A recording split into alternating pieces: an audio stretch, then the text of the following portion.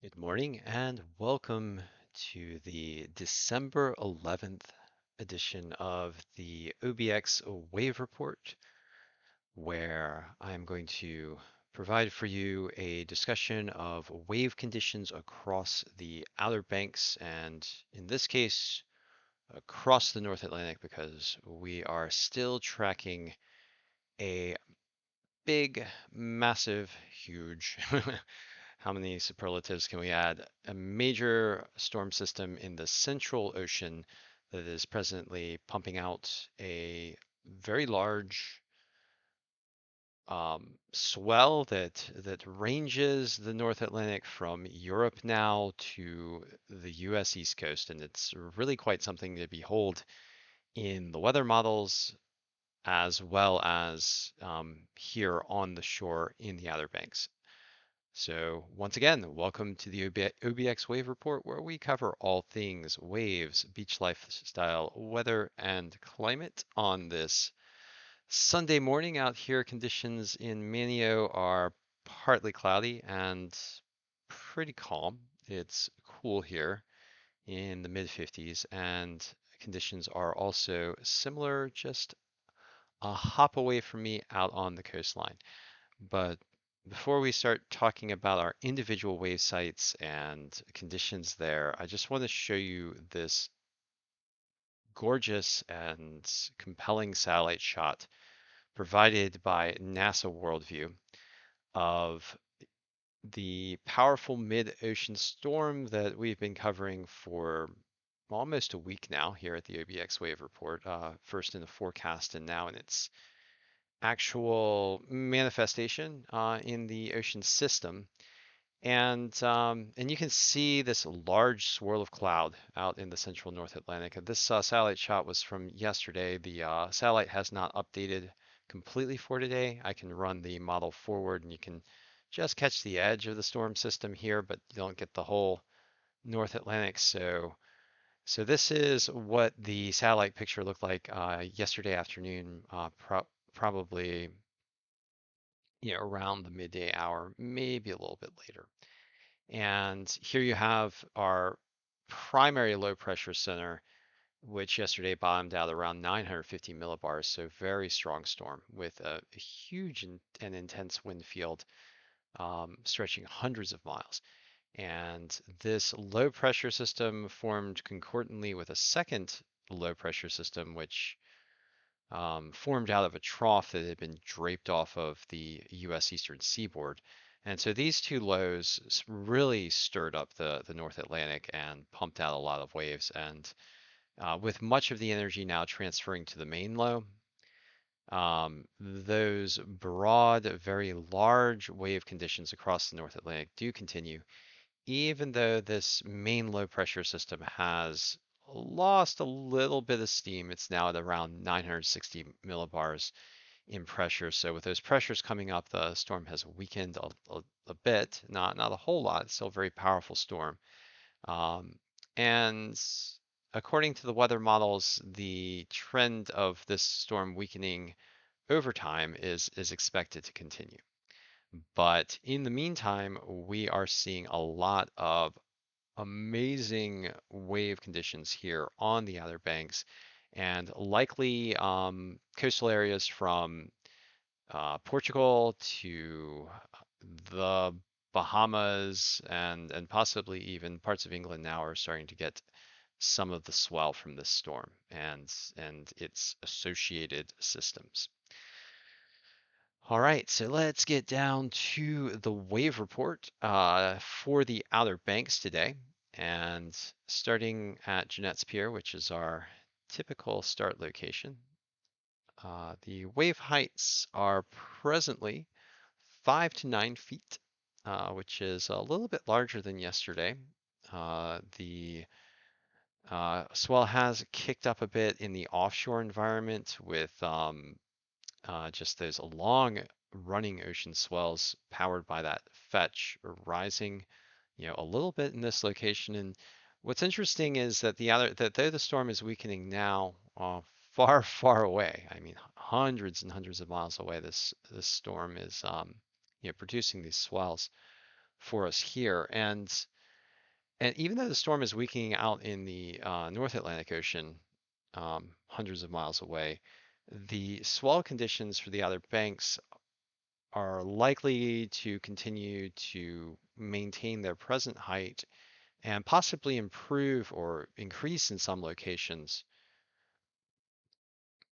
over the next day or two before starting to drop off. So if you're out here in the Outer Banks and you want to surf some large waves, they're still here and they're still coming. And as conditions have calmed here in the Outer Banks, the clean nature of the swell is increasing as well. So um, it's more likely that these waves will tend to be a bit more rideable and a lot less rough. So though they are large.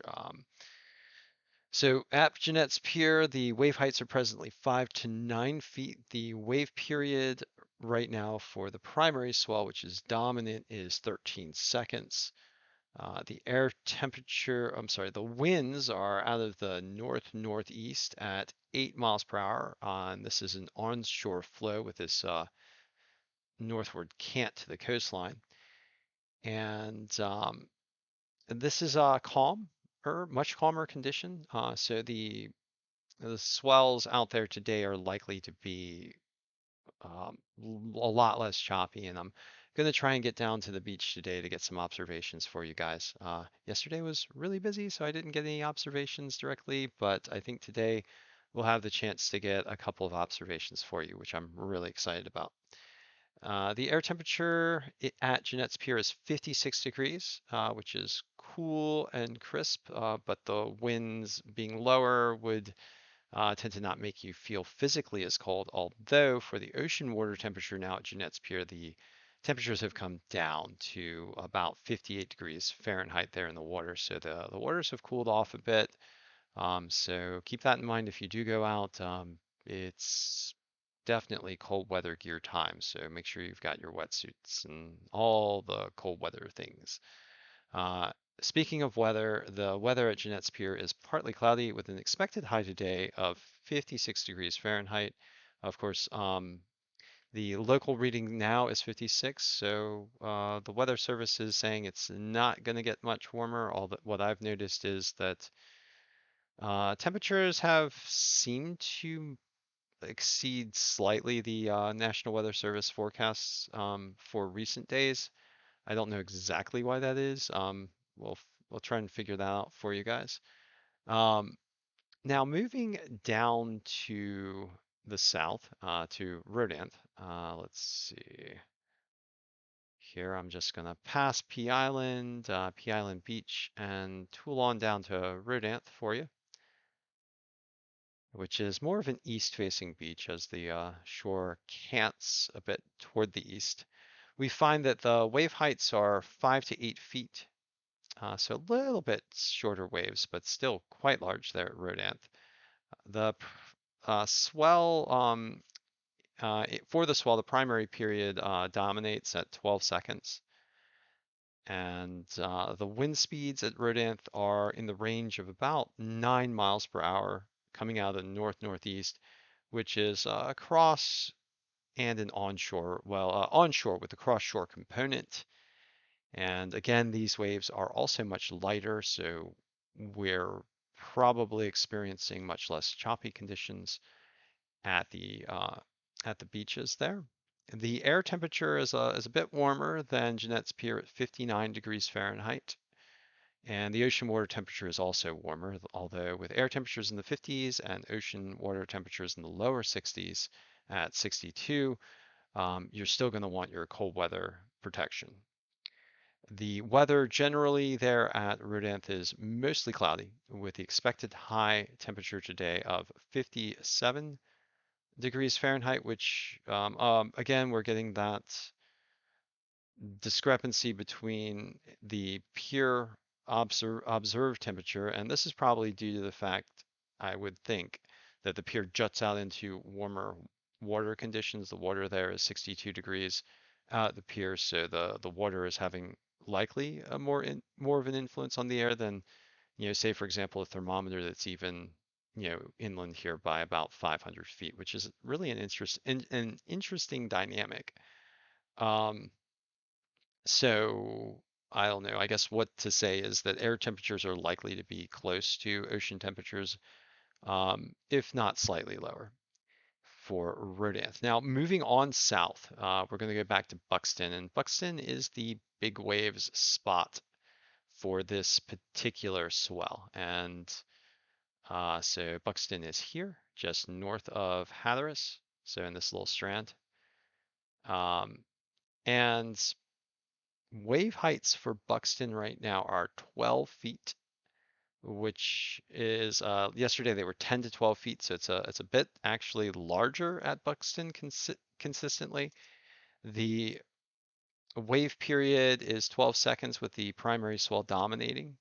Winds are out of the north-northeast as well at 8 miles per hour. So these are also gentle winds. And this is a cross shore wind with the cant of the shore starting to cant more toward the south, facing the south. Um, and there might be a little bit of an offshore component depending on where you are on the beach. Air temperatures there at Buxton are 58 degrees Fahrenheit, with ocean water temperatures considerably warmer at 66 degrees Fahrenheit. So again, as you travel to the south, you're getting closer to that warm Gulf Stream and getting that warmer water influence even in wintertime. Now, the weather there at Buxton is partly cloudy with an expected high today of 58 degrees Fahrenheit, which we might see some warmer temperatures there than the official prediction. And I'm just going to skip around to Frisco. I'm not going to give you the full report for Frisco, just to give you an idea of the variance of swells here on the Outer Banks as you make that right-hand turn going down Route 12 and head on toward Ocracoke. But at Frisco, on a south-facing beach, according to the monitors that we're looking at, the wave heights are 1 to 2 feet, so much, much calmer down there at Frisco. So very large wave conditions continuing across the Outer Banks. And I did mention that these waves are likely to continue at least over the next few days.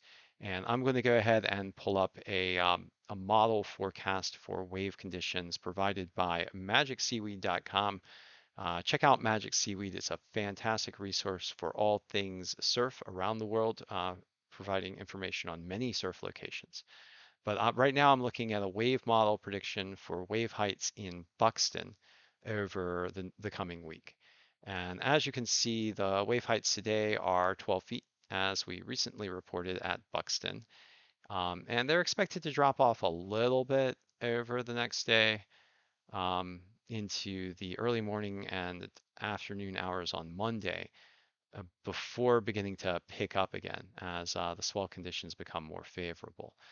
On Tuesday, wave heights are expected to pump up even more to between 12 and 14 feet at Buxton, which I don't know about you, but to me that sounds I don't know. People talk a lot about East Coast waves not being that good, but here we are at Buxton, 12 to 14 foot surf, with like an early like midnight witching hour wave of 14 to 16 feet predicted in the models. But that's some pretty amazing wave conditions there at Buxton. So even though our mid-ocean storm is starting to weaken, we are still expected to see large waves in the Outer Banks for at least the next few days, with the potential for wave heights to increase over the coming days. Um, so so it's pretty uh, pretty amazing surf conditions here at the Outer Banks. I'm going to broaden out again and just provide you more with a larger weather discussion to talk about the underlying factors. We already have talked some about the underlying factors for the wave conditions that we're seeing in the Outer Banks and across the North Atlantic. And of course, the main factor is our big storm system. So here is the GFS model right now showing a 960 millibar low pressure system with a massive associated storm and cloud field that stretches across a huge swath of the North Atlantic, covering actually most of the North Atlantic here. And over the coming days, this monster storm is expected to weaken a bit. So by tomorrow morning, we're looking at in the model a 900 and looks like a 66 millibar storm. So still a very powerful storm, hovering now off of Europe and hurling in stormy conditions at uh, Portugal and Spain, and interacting with the English coast as well as another low system pops up off the U.S. East Coast, and this might be one of the reasons why we're predicting larger wave heights, uh, even on top of what we were seeing before as a coastal storm or near coastal storm develops in the Monday timeframe. And then as we get on into Wednesday, the powerful storm sweeps in toward Europe as a 973 millibar storm, so much diminished. Um, and and also into Wednesday, we are finally on the U.S. coast, U.S. East Coast, likely seeing smaller wave conditions after the massive effects of this powerful storm system have begun to run their course. And we start looking down the pipe at this low pressure system in the central US. And I'm going to go ahead and run the models a bit longer as it sweeps down toward the coast and with a large draping trough swooping in through Canada, the Great Lakes region, turning eastward across the northeast and then drooping down across the North Atlantic. And we're gonna see what effect this has on the coastal waters. The models have been in some variants, but many of them do show a low pressure system forming as energy transfers from an inland low to a coastal low. And I've seen the low pressure system forming in the models as far south as off of North Carolina here, and as far north as in this more recent model as off the northeast coast of New Jersey and Delaware. So just something to keep an eye on as we get into Saturday. And in this model, the low then moves onshore, which would have less of an effect on wave conditions for the Outer Banks. So a major storm system in the North Atlantic right now, producing a lot of powerful waves. And right now, the significant wave heights in the storm system are in the range of about 30 feet, maybe pumping up to around 31 feet. Significant wave heights are the top 30% of waves, and sometimes you can see a wave that is even double that height. So still extraordinary significant wave heights in this storm, even though yesterday significant wave heights were in the range of 45 feet for this storm. But just look at the large swath of waves covering the whole North Atlantic. Like on the map, it seems to trivialize it, but the distance between Europe and America here is over 3,000 miles. And if you're looking like right off Portugal, let's just go ahead and just pick a location off Portugal. You find the significant wave heights in the range of 10 feet right off Portugal here. And then if you go off the Outer Banks, and I'm just going to pick a point. Yep, there we go.